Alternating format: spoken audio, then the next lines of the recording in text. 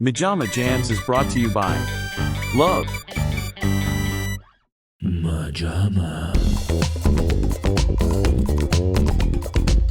MaJaMa. MaJaMa.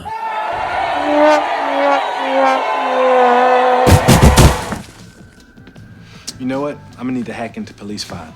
You mean you need me to hack into police files? Thought you'd never ask.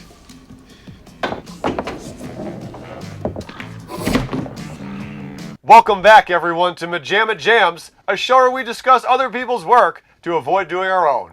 And guys, welcome back to the show. I'd like to say at the top of the hour here, please click like and subscribe. Stay updated. We drop each and every single Thursday with new content, and we badly need some likes. I'm not going to lie to you guys. It's not just a cute thing we say. We really need it. Get that algorithm pumped up. Please do it. No! So, welcome back to another installment of our ubiquitous Trite Nite. I hope I used ubiquitous right, but gun to my head, I couldn't tell you what it meant right now. Usually with that, I'm good. Mateo, definition is? Everywhere. Omnipresent. Well, we've done it a couple times. I'm giving myself a 25% correct with that. Welcome back to our segment Trite Nite. Whew! Today, guys, I know... Just to entice people. We just bring them good content. Well, we got good energy to discuss the bad content. So, today we are doing one that has definitely been maligned a lot. In fact, I've heard tales of its awfulness for years now. Plenty.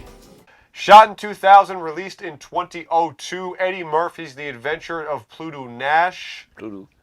The Adventures of Pluto Nash. A movie so boring, it's making my jaw go slack as the muscles atrophy. This was horrific. Yeah? Oh yeah, absolutely. Horrific. The plot? Pluto Nash is an action comedy set on the moon in the year 2087, starring Eddie Murphy as the title character, an audacious nightclub owner who finds himself in hot water when he refuses to sell his club to the local mob. The lunar gangsters are helping the mysterious Rex Crater mastermind a plot to take over the moon? At least we think. You're absolutely right. Now, guys, in recent weeks, we've been getting into the Z-grade trash, and we've had some things that are horrible slogs, and probably in the moment I said those were the worst. Hunters of the Golden Cobra seemed like just, oof, can we cling on to something here? I should have known. Today, absolute nothingness. I am in shock. I am in absolute shock. There is no distinct nature to the character of Pluto Nash. There are no tics. There is no comedic energy. There is no work put in to make him a singular, memorable, iconic, zippy character. Eddie Murphy's comedic charms are completely muted other than a couple sprinkles which don't connect. Every other character is boring. This is a complete slog. I want to know about the behind-the-scenes stuff because I know it's infamous, and the Italian, as usual, has the thing. I don't even know what to say about the movie because it's never been this bad. It looks like that they filmed the table read. Yeah. You said that last week. I say it every week. You're going to... I say it every week. It's true. It's a race to the bottom. It's always new pain. But that doesn't mean that it's worse pain. Like I said, in Hunters of the Golden Cobra, we had the guy that talks like this. All right. Damn, I cannot make head or tail of these Japanese dials. Terrific. And in Calamity of Snakes, there's a million WTF snake-killing moments. Calamity of Snakes is a masterpiece in rhythm and pacing. True. Compared to very this one. genuinely true, not even a joke.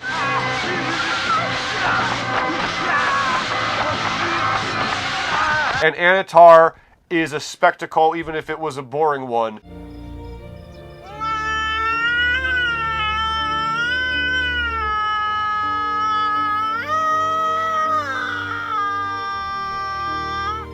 This, I will stand by it. I think this actually hits a new thing of boredom because you can always find something overtly bad to make content out of. This, I was shocked.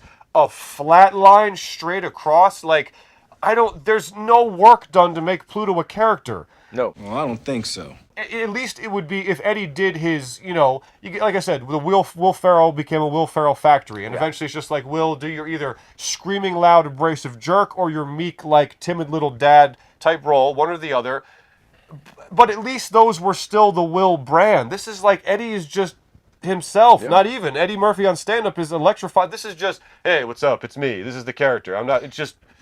There are a couple of moments where he is discussing with her that kind of looks Comes a little more to life. They look like almost improvised, almost. When we discover that the bad guy has cloned Murphy. Pluto Nash and taken on his appearance,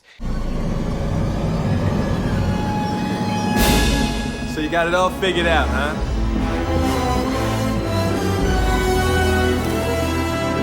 he almost appears more Eddie Murphy-like than Yes. the actual character Yeah. of Pluto Nash. It is a pleasure to meet me. Oh, I'm pretty feisty, huh? But I think one of the biggest problems is the name of this film. It makes you think of an old school space serial, The bunch of Adventures. adventures, planet hopping, crazy aliens, spaceships, guns, laser, whatever. And it's just a standard mob shakedown story set on the moon. Don't even mention it. But you even can tell from the very start, like the first, I mean, you can always kind of tell with this stuff, but from the first 10 minutes, like what would be the most basic, simple thing to do is you get dropped into the middle of an adventure, Indiana Jones. Pluto Nash is running from space pirates. He's just stolen something to sell on the black market. You see one of his The adventures. classic Boulder intro. Yeah, anything, Yeah. just the most standard fare, the easiest thing to figure out. to Screenwriting do. 101. Oh, he's an adventure type? Well, before the Yeah. main story gets in, we drop the audience straight into an He's the adventure. James like middle, Bond, the James opening, Bond, yes. yes. The oldest any name you could formula toss in the out there, book. yes. But we open with him listening to a shitty lounge singer and then just having a discussion about how he could change his name, how he can get popular, and then two mobsters come in and try to kill his friend for having to owe him money, and then Pluto's like, oh no, spare him, I can get you some money if I do this and that. You know what? What if I pay off his debt and I take over this place? We call it Square. Jump 7 years, I'll have a club, this and that, I'm successful. I'm like, where are we supposed to be invested? Why are we not, there's no excitement, no jumping what I into... knew? The second we drop into a cut. Now, Blue Moon, Yes. it's a classic song. It's a great song. Here we go, blast off through the stratosphere, bumping in the sun, on the front to the rear, a blue moon, just singing the tone and go. But we drop into immediately a cover, which sounds like it's the year 2000, and they're like, can someone cover this in a way? The original has like some spark and verve and actual crackle of music. Could we do that in a way that makes it into a McDonald's meal? Who can we get for cheap to make it into a McDonald's meal version? Slap that over, and the second it drops in and you hear that version of it, I was like, I knew already. It's But just, to give them credit, the subtext is they're on the moon, and the song is called Blue Moon. And they say it a few times throughout. This Yes. is a lesser version of what Landis did with the Werewolf soundtrack, Yes. where every song was tied to the moon, because then she starts singing, what is it? She starts singing Fly Me to the Fly Moon. Me, or he starts singing Fly Me to the Moon. Fly me to the moon, let me play among the stars. So devoid of life.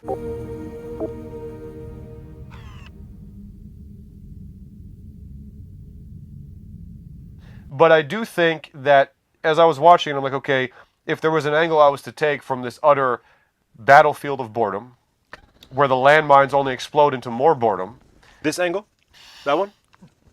if there was an angle I was to take, it's that this is truly fascinating about the craft of movies, and you'll hear the term thrown around with them. I was with the main character. Check! Because you'll see the same mechanics unfold. You'll see, oh, our hero isn't dead, or oh, he gives a little loving look to the girl, or oh, Randy Quaid's robot gets up. It's like the same mechanics are there, where you're usually like rah rah or oh no, and yet they just pass by as a series of images with just no connection, doing nothing. Otherwise, what's the point? It's not like the formula isn't there. It's not like the talent isn't there. No. Dude, because yes, the opening credits popped up, and I was like, I know them. It's a pretty stacked cast. We have, as Matthew pointed out, Matthew's comment to me sums up the thing, but you have John Cleese as a smart aleck computer in the car, almost like a faced virtual butler. Knight Rider. Just a voice, Yes. but actual face to it. So you have John Cleese and Eddie Murphy, both in their own ways, known for being electric motor mouths. And as Matthew pointed out, this is your back and forth for those two powerhouses. Take over for a while, James. I will not be an accomplice in this. James, you're not an accomplice, you're a hostage. Now do it. I won't be intimidated. Do it. All right. Thank you. Like, nothing for two comedic powerhouses.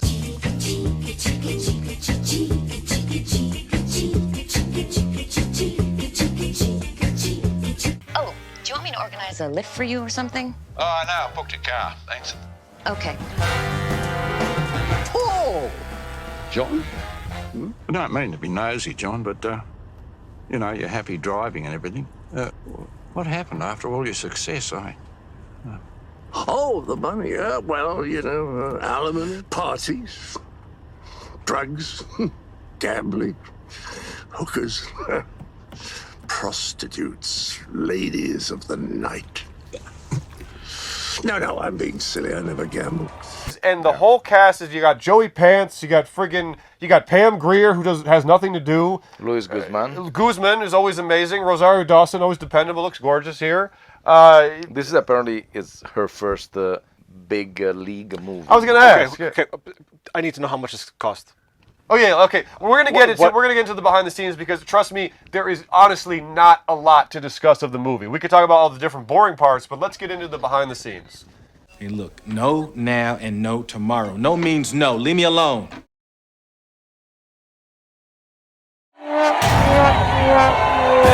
What's left of my life's work here? Bonjour, vous allez bien? Oops. Oh. So apparently this is an interesting coincidence also, because allegedly the script was kicked around in 1983. What? And Sylvester Stallone was interested. Seems... Yes, it's more... at least you say... Kind of a Judge Dredd, almost? Yeah, kind of a little less comedic. And you say, doesn't have comedic? To be... No. No. No. No. No. No. No. No. No. No. No. No. What do you mean comedic? Yes. Still? And the funny thing is that, coincidentally, Sylvester Stallone was supposed to star in Beverly Hills Cop, which he rewrote as a very serious police drama and stuff. But they decided to go with the comedic route. And still, the story is solid, but there is Eddie Murphy as a character here. Kind of like they did the same, but they forgot to add the comedy. It's been fun. Through time, apparently they pitched it to several people, including Keanu Reeves and maybe even Liam Neeson or something like that. Still, as serious space drama or space mob or whatever, I don't know the genre that would be. Eventually, Eddie Murphy got interested, so they started to revamp the script. Incoming! And they asked a bunch of directors. Eventually, it landed to Ron Underwood, who did Tremors and The City Slickers. Oh. Wow. He stayed on the project. That's an interesting part, because apparently... Some pretty iconic movies under his belt. Yes, but if you count this one. He was in popularity, even if Eddie Murphy's star was already dimming. He was still less, let's say, he carried less weight than Eddie Murphy. So usually wherever there was a problem, if you'd be so kind, get out. The producers would side with Eddie Murphy. You're very welcome. So much so that apparently as soon as they finished filming, Ron Underwood left. He didn't even follow the editing, nothing. I never heard such drivel in my life. And Eddie Murphy was treating him horribly. And now, how to properly use your right arm. He would just come up with new ideas every day to shoot them. This has been how to properly use your right arm. Aside from what was on the script, so it was chaos. And when Castle Rock, I think it was one of the producers. Yeah, I remember from the beginning. The Seinfeld. When they saw the Shawshank Redemption, when they saw the first editing, they were horrified because it was about a 3 hours train wreck.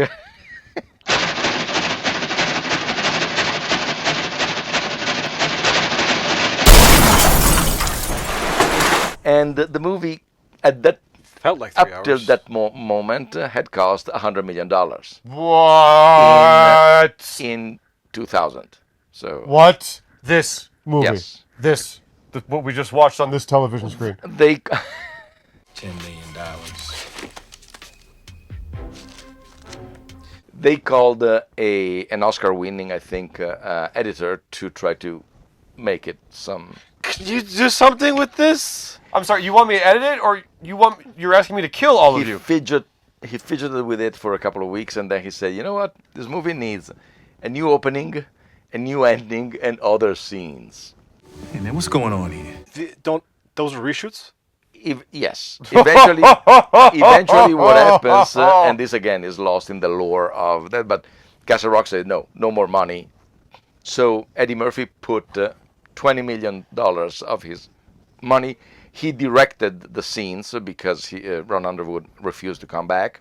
And this was the result. So a $120 million movie. What was the original opening? I have no idea. I don't know. If you want, we can find we can watch the director's cut. Never. When you said that about the opening, and not that you need to, but again, it's your opening. I could be misremembering, but I was like, for that whole chunk, there's not really music. There's nothing. Like it doesn't. There's more singing. Oh, they're moving father's grave to build a sewer. They're moving him regardless of expense.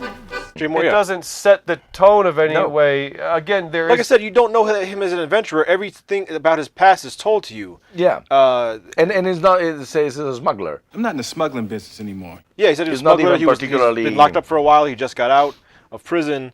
But like, be around the table recounting tales, and then we flash back to those, and we see him. At least, like for instance, as horrible as he was, because also he was horrible, but the opening of Hudson Hawk, we find him leaving prison, and then he talks to Danny Aiello as they're in the car. And we also get to see the heist, so we see what he does. And then it happens after that. But it happens after that. Okay. Yes, it starts to talk about. They said, "I'm gonna get a cappuccino soon. I'm gonna strangle somebody." You still got a thing for those unmasculine European coffees. What can I say? So there is a little bit of more personality. Here there is absolutely nothing. No, yeah.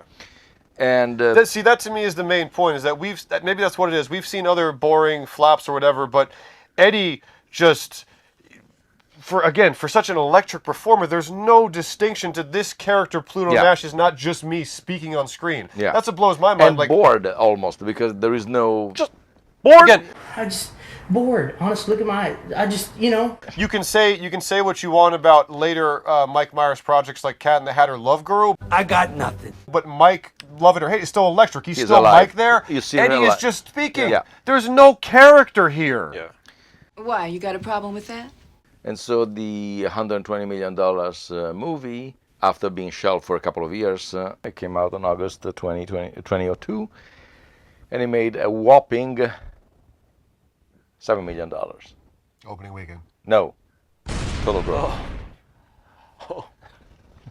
Wow. Again, this is Trite Nite, and I have heard tales of Pluto before I knew this wonderful man existed. I think I was aware of his troubles back in the day, but 120 to 7, that's got to be an all-timer. That's got to be an all-timer gap between the friggin'... It was a movie that apparently Alec Baldwin got $4 million. Alec Baldwin was in this.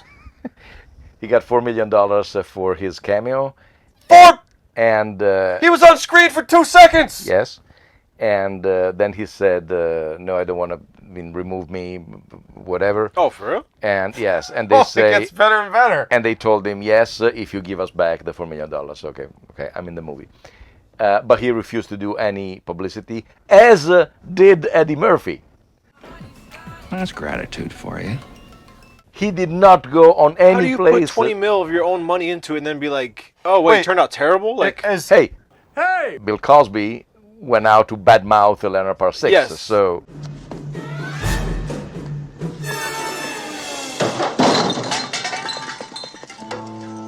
Well, okay, my question is, as far as reports go, I suppose you could say yes because of the 20 mil, but was he passionate about it? Not really. So, but I'm saying, like, you see 100 mil and you see that cut, and you're like, "Oh my God, this is terrible. Let's put another 20 million into it." Like, at that point, don't you have such little faith in it that, like... Probably, but I don't know if it's... Or, I mean, you have faith when you put that $20 million in, but then you see the finished product and you're just like, "Oh, it still turned out terrible." Like, why would you be surprised? Oh.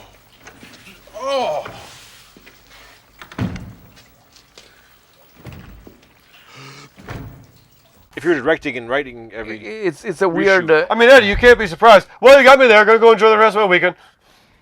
It's a weird thing because probably. So I imagine, and this is just like because, as far as I know, nobody has ever seen the original cut assembly or whatever. But and lived to tell the tale at least. Yes, but if Castle Rock had decided to put it into theaters, maybe it would have been even more damaging as an image for Eddie Murphy. Because Eddie Murphy, the first movie that didn't perform as expected, I think it was Metro. The hell's Metro? Exactly. It was kind of like a Beverly Hills Cop-ish movie, and it didn't work out. They've been given the word, you kill anybody, they take you out. And they don't give a shit. They'll take you out and go right to lunch, okay? Holy Man tanked spectacularly. The hell's Holy Man? I have a loose memory Exactly. of that, at least advertised. Holy Man, he plays... May I see the remote control unit there? Don't hand your life over to him. I think this would be fantastic for a surprise birthday party. Surprise parties, you could say, surprise! bald... okay. Very loose memory of the poster. Like. Dr. Dolittle 2 went poorly, or at least less. It is the least worse of the bad ones. Give me a bear hug, come on. No, absolutely not. You're not leaving here until you get a bear hug. All right, it's a little one. Come on. Okay. All right. Yes. Well, that's what I was going to ask when you brought up And Pluto Nash. Showtime with Robert De Niro also tanked. Powder. And he touches it gently on his tongue. Watch the eyebrows. Hooker knows it's cocaine. What if it's cyanide? Eddie had a period where... I mentioned 4 movies that, if it weren't for Dr. Dolittle, probably... Well, I was going to say, Eddie obviously is one of those, forever will have an iconic hot run, but when you brought up Pluto Nash, I was like, yeah, wasn't there like a long chunk where it was just nothing but infamous flops, both critically, financially? I'm thinking of Meet Dave and the picture this. 1,000 Words. 1,000 Words, right. Norbit.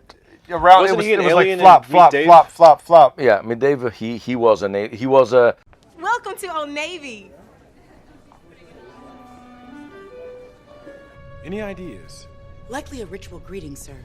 Welcome to Old Navy.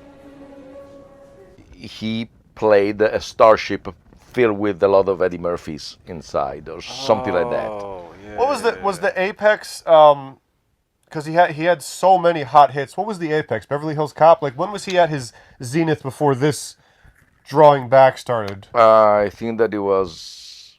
Because 48 Hours was the genesis, right? That's 48 Hours was the genesis. Trading Places was which apparently Trading Places was Dan Aykroyd was writing it for John Belushi in the role of Eddie Murphy. It's not always the way. John or Dan, you can just write everything for John, all right? And also Nutty Professor later on. But so yes, and 95 I think is Nutty right. Professor, 95, 96. That was, I think, the last actual hot. Yes. Because I think that I can't remember if Metro came before or after that. But what the hell is Metro? Anybody get any information on this fucking quarter? You tell me about it.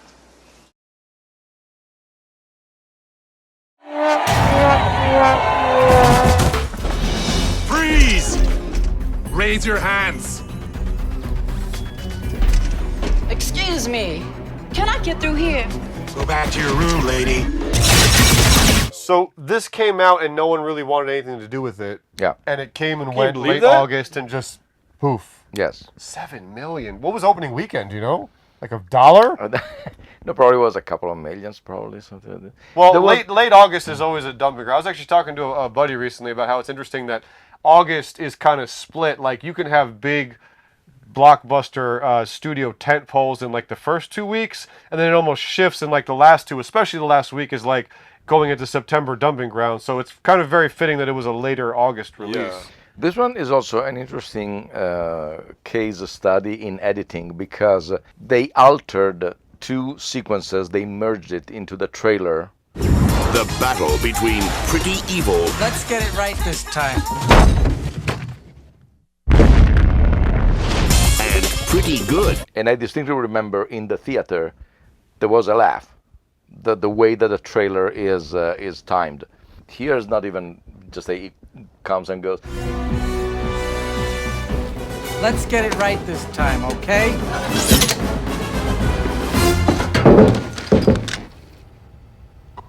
Get it on. Where are you going? Overboard, brother. It's been real, James. Oh, great. So I'll just sit here and blow up, shall I?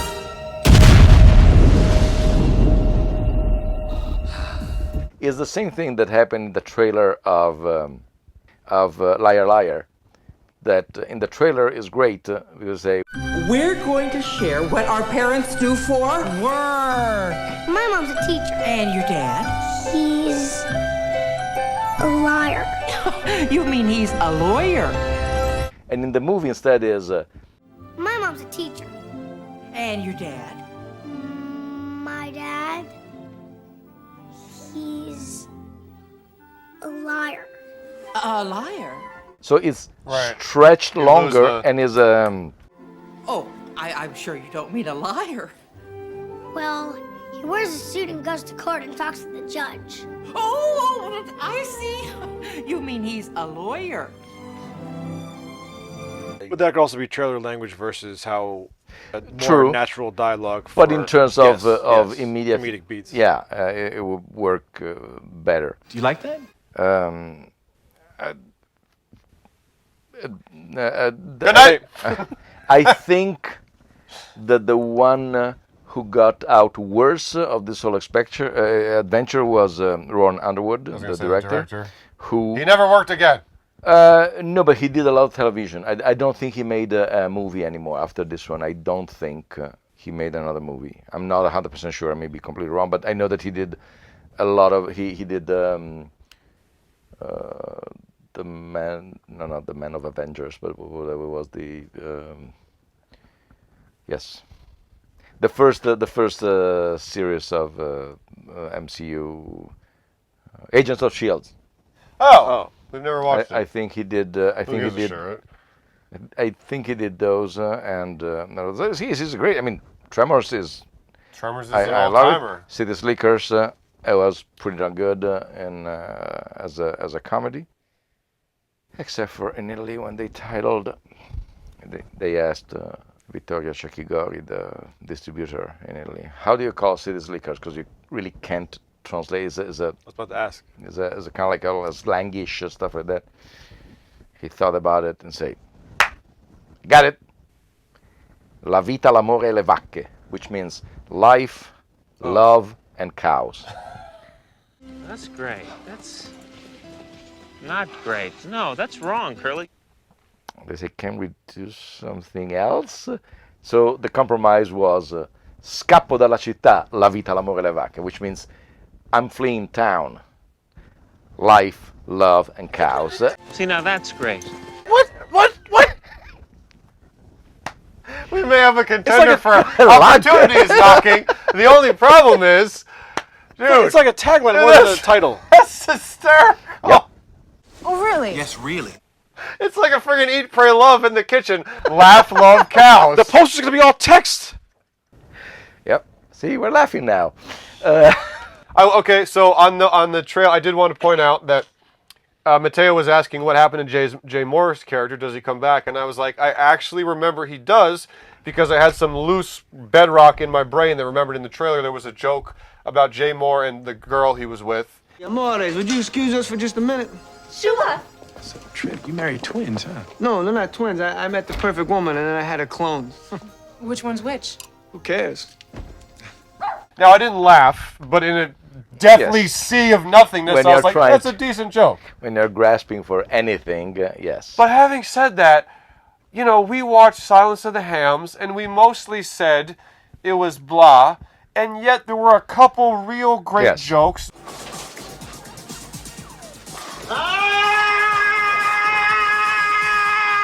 I forgot to tell you. It made me laugh, or I could at least see the mechanics. Here, not even trying to There's be a hater. to it. This is just so straight. There was nothing. like, case in point, bringing up the Jay Moore line is probably the only thing I could say that was, all right, there's some personality to that. That's a decent gag. Like, there is just nothing. Again, Matthew was right. Every week I say this was the worst, but I think the lesson here is you need to go up or down. You need to be terrible or really good, but to be right in the middle, there's just nothing here. It's a challenge for next week, finding an even worse movie. Am I wrong? Like, the mediocrity just makes it unbearable. There is nothing. You can't even make fun of it. When you have Randy Quaid being the a cyborg robot. Quaid. And is a... horrifying. Yeah. You see, I'm Come a on. 63. Come Only on. later models Pluto's can do in that. trouble. Come on. Trouble? Is that as fast as you go? I'm a 63. I'm at top speed. Look at Randy Quaid in Freaked. Yes. Powerhouse. Yes. Hilarious. Why does it not... We'll kick Disney's dead ass. Again. Or as Cousin Eddie. Yes, yeah. As long as it's not the sequel. Not Did Randy Quaid drive across country in a diaper? something Him like and that. his wife went off the grid and said, like, you're not going to find us, and, you know, the government's trying to kill us. Who was looking for them? The same people who have the device in Skyscraper who can control the word. It's not every day that you hold in your hands something that could affect the balance of power on the planet. It's just like a vague threat. Honey, the people from the Man in the Cold movie Skyscraper are after us. Jesus, Randy, we gotta go. We gotta move out of here. Oh man, yeah, this was a lesson because there is nothing to this. There is nothing distinct. There is no original identity. You can't even really give the disdainful comment that it's derivative, which it is, but it feels so nothing. Yeah. No identity, no personality, no vibrant language to the script, no jokes. The only shot that I found, let's say something that it was unexpected in a movie like this, there is a brief foot chase and there is a shot from above that is tracking through. So it shows you that it's a real set. It's not fake. It's not matte painting or something, which gave us a flashback of Super Mario Brothers. Yes, I was gonna say. I wasn't. The city world kind of vibe. It was alright. I wasn't dazzled by it. No, the fact it was not at all. No, but they put a little some thought. That's what I'm saying. It's a real immersive. In fact, yes. Don't we have a shot that goes through at the end? That also reminded me because you see so much of it of Super Mario Bros. Which it's a mixture between that one or Gotham City and some of the like Batman and Robin. Yeah, Batman and Robin. There are those strange. So, like, there's a slight effort. Yeah, but it's that's also, all I was trying to say. But it's also like basic, futuristic, crammed city, neon lights. Yeah, same kind of billboards, just they're holograms now. Yes, it's. I think not that because I mean, my God, this script has been around apparently since the year of my birth. Elf is not as comparable, but I think I remember being shocked how long the Elf script was in existence before it came out in 2003. But seeing what this is, that's, again, with a movie like this, the mechanics of movie world is way more interesting. I'm just fascinated by 2002 from a script from the 80s tossed around with Stallone. Like, that's more fascinating than anything about this movie, how long the process was. There was the classic line of Gene Siskel.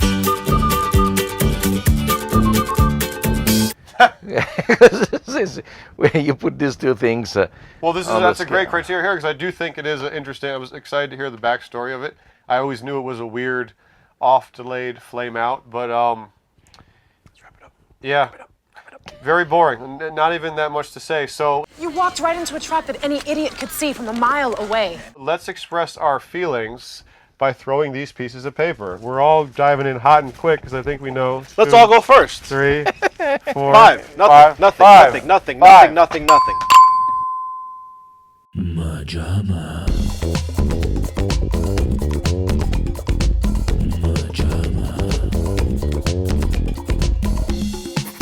Guys, there's nothing this one earned the Trite Nite name because I'm sure it's had nothing but a stench of failure around it. Did you see it? Did you know about it? Drop a comment. Like I said, like and subscribe if you haven't. We need that interaction. This was probably a low point, and I miss Anatar.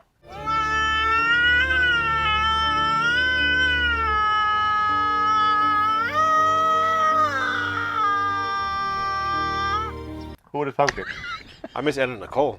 Well, excuse me for still believing in Sunday walks in the park and little babies. I miss Anna Nicole. Actually, that's what this would have needed. Topless Anna Nicole comes floating in an anti-gravity. Jubblies just flopping around. Yeah, let's make any movie better. So, guys, this was another night of the Trite, and from our couch to yours, the movie might have been bad, but this was still definitely a jams. Is there a zero gravity porn? I'm sure. With a 96 Anna Nicole? No, there is. What's going on? Just shove her in there. Whoa! There is a Flash Gordon. But like literally like floating, like boobies, like. There's the end of Moonraker. Oh, the jizz! Is not Oh! Richard Roper. MaJaMa.